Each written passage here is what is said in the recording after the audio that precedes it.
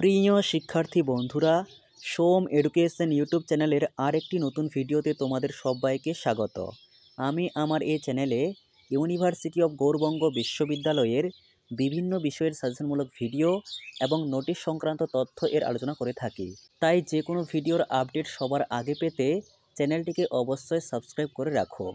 আজকের এই ভিডিওতে মূলত আলোচনা করা হয়েছে ইউনিভার্সিটি অফ গৌড়বঙ্গ বিশ্ববিদ্যালয়ের অন্তর্গত বিভিন্ন কলেজে যে সমস্ত শিক্ষার্থীরা বিএ সেকেন্ড সেমিস্টারে পড়াশুনো করছো এবং যাদের সেকেন্ড সেমিস্টারে মাইনর সাবজেক্ট হিসেবে এডুকেশন পেপারটি রয়েছে, সেই সেকেন্ড সেমিস্টারের এডুকেশন মাইনর পেপারের একেবারে বড় প্রশ্নের সম্পূর্ণ সাজেশন নিয়ে আজকের এই স্পেশাল ভিডিও। তাই ভিডিওটিকে স্কিপ না করে প্রথম থেকে শেষ পর্যন্ত কন্টিনিউ দেখতে থাকো এবং আজকের ভিডিওতে থাকা প্রশ্নগুলি অতি অবশ্যই তুমি বই অথবা খাতায় নোটস করে নাও।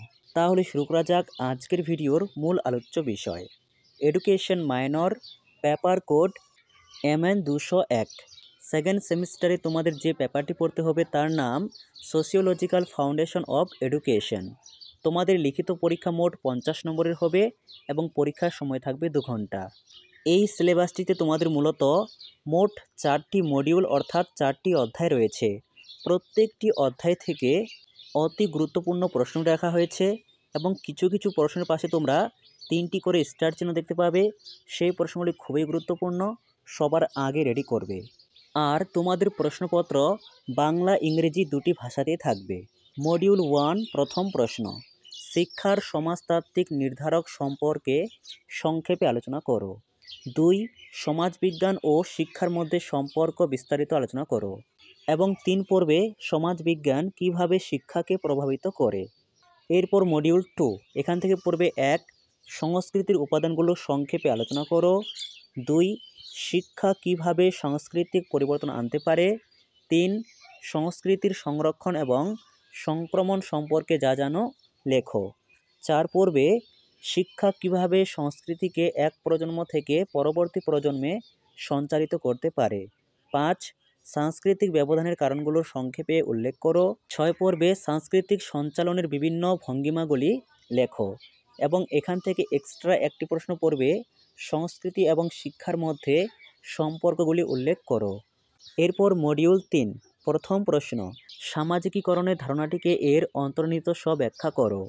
2 একটি শিশুর সামাজিকীকরণে পরিবার ও বিদ্যালয়ের ভূমিকা আলোচনা করো।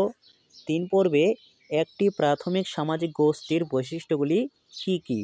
4 সামাজিকীকরণের শিক্ষাগত প্রভাব কি। 5 পর্বে সামাজিকীকরণের বিভিন্ন কারণ চিহ্নিত করো এবং 6 প্রাথমিক গোষ্ঠী এবং গৌণ গোষ্ঠীর মধ্যে পার্থক্য লেখো। আর এক্সট্রা একটি প্রশ্ন পড়বে, সামাজিকীকরণের বিভিন্ন দিকগুলি আলোচনা করো। এরপর মডিউল 4 প্রথম প্রশ্ন, রাজনীতি কিভাবে সামাজিক পরিবর্তনকে প্রভাবিত করতে পারে। 2 সামাজিক স্তরবিন্যাস বলতে কি বোঝো, উদাহরণসহ সামাজিক স্তরবিন্যাসের বিভিন্ন রূপ লেখো। 3 পর্বে সামাজিক স্তরবিন্যাসের ভিত্তিগুলো আলোচনা করো, অথবা প্রশ্নটি আসতে পারে সামাজিক স্তরবিন্যাসের বিভিন্ন দিকগুলি লেখো।